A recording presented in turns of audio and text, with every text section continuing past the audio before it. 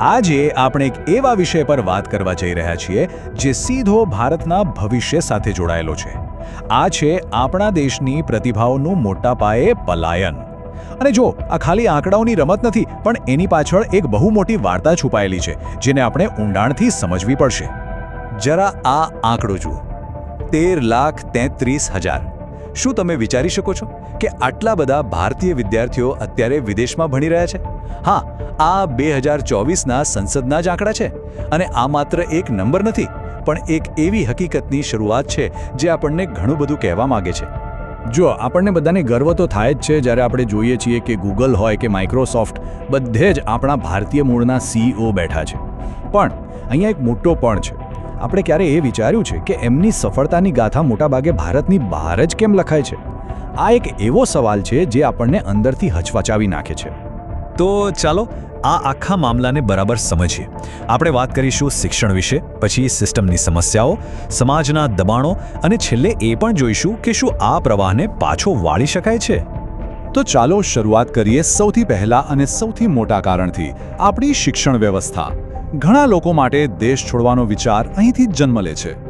જરા આ વાત પર ધ્યાન આપજો. ભારતમાં એક પ્રાઇવેટ કોલેજમાંથી MBBS કરવાનો જે ખર્ચ છે ને, એ યુક્રેન જેવા દેશમાં રહેવા ખાવા સાથે MBBS કરવા કરતાં પણ વધારે છે. કેવી નવાઈની વાત છે નહીં? અને જો વાત ખાલી પૈસાની નથી, ક્વોલિટીનો પણ મોટો સવાલ છે. દુનિયાની બેસ્ટ યુનિવર્સિટીઓની લિસ્ટમાં આપણી ટોપની સંસ્થા IIM અમદાવાદ એ પણ છેક 410મા નંબરે આવે છે. આ ગેપ બહુ મોટો છે જે સ્પષ્ટપણે દેખાય છે. અને પછી આવે છે આ માનસિક દબાણ. આ કોઈ એક વિદ્યાર્થીના શબ્દો છે જેણે કહ્યું કે આપણી એજ્યુકેશન સિસ્ટમ તો અત્યાચારી છે, અને કેમ નહીં, JEE અને NEET જેવી પરીક્ષાઓનો જે સ્ટ્રેસ છે એના હેઠળ ભણતર ક્યાં રહ્યું, એ તો એક યુદ્ધ બની ગયું છે. શિક્ષણની વાત તો થઈ, પણ માની લો કે કોઈ ભણી ગણીને બહાર આવી પણ ગયું, તો પછી શરૂ થાય છે સિસ્ટમ સાથેનો રોજનો સંઘર્ષ. એક એવી લડાઈ જે લોકોને થકવી નાખે છે. અને આ સંઘર્ષની શરૂઆત અહીંથી થાય છે. એક એવી લાગણીથી કે અહીંયા તમારી કાબિલિયત કરતાં તમારી અટક વધારે કામ લાગે છે. જ્યારે કોઈને આવું ફીલ થાય ત્યારે આખી સિસ્ટમ પરથી ભરોસો ઉઠી જાય છે. અને આ તો ખાલી શરૂઆત છે. આની સાથે બીજી ઘણી બધી રોજબરોજની તકલીફો જોડાઈ છે, જેમ કે વર્ક લાઈફ બેલેન્સનું કોઈ ઠેકાણું નહીં, ડગલે ને પગલે ભ્રષ્ટાચાર, ટ્રાફિક સેન્સ તો ભૂલી જ જાઓ, ચારે બાજુ પોલ્યુશન, અને એક ટેક્સપેયર તરીકે તમને કોઈ માન સન્માન જ ના મળે. આ બધું ભેગું થઈને જીવનને થકવી નાખે છે. આ એક અનુભવ તો લગભગ દરેક નોકરિયાત વ્યક્તિને થયો હશે. તમે તમારું કામ પતાવીને સાંજે 6:30 વાગે ઘરે જવા નીકળો અને તમારો મેનેજર ટોણો મારે, કેમ આજે હાફ ડે? આ જ તો છે આપણું ટોક્સિક વર્ક કલ્ચર. હવે આ બધાને સમજવા માટે એક કોન્સેપ્ટ છે અપવર્ડ મોબિલિટી. આનો સીધો સાદો મતલબ એ છે કે દરેક માણસ વધુ સારી તકો, વધુ સુરક્ષા અને બહેતર જીવન તરફ આગળ વધવા માંગે છે. પછી ભલે એ ગામડામાંથી શહેરમાં જવાનું હોય કે પછી એક દેશમાંથી બીજા દેશમાં. આ કોઈ દેશનો ત્યાગ નથી, આ એક માનવ સહજ વૃત્તિ છે.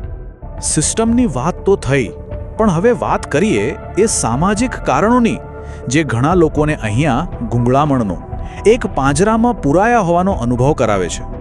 જરા આ શબ્દો પર ધ્યાન આપો. જો હું ભારતમાં રહ્યો હોત તો હું મારા જીવનને, આ દેશને અને મારા પર થોપી દેવાયેલા લગ્નને નફરત કરતો હોત. આનાથી વધારે કડવી વાસ્તવિકતા બીજી કઈ હોઈ શકે?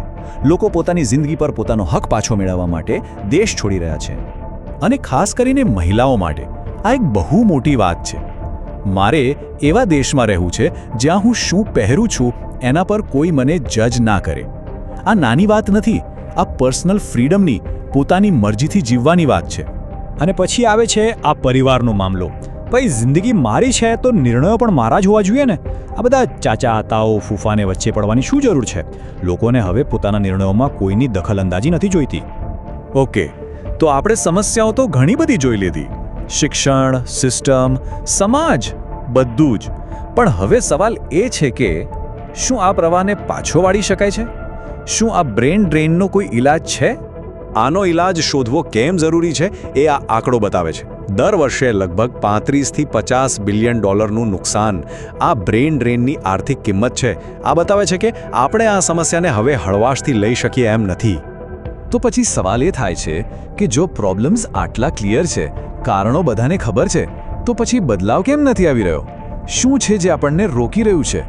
જુઓ, બદલાવ માટે મુખ્યત્વે આ 4 જગ્યાએ કામ કરવાની જરૂર છે. પહેલું, શિક્ષણ વ્યવસ્થાને સુધારો. એને સસ્તી, ક્વોલિટીવાળી અને રોજગારી આપનારી બનાવો. બીજું, સ્વચ્છ પર્યાવરણ. શુદ્ધ હવા અને પાણી એ કોઈ લક્ઝરી નથી, એ મૂળભૂત અધિકાર છે. ત્રીજું, સિસ્ટમમાં પારદર્શિતા લાવો.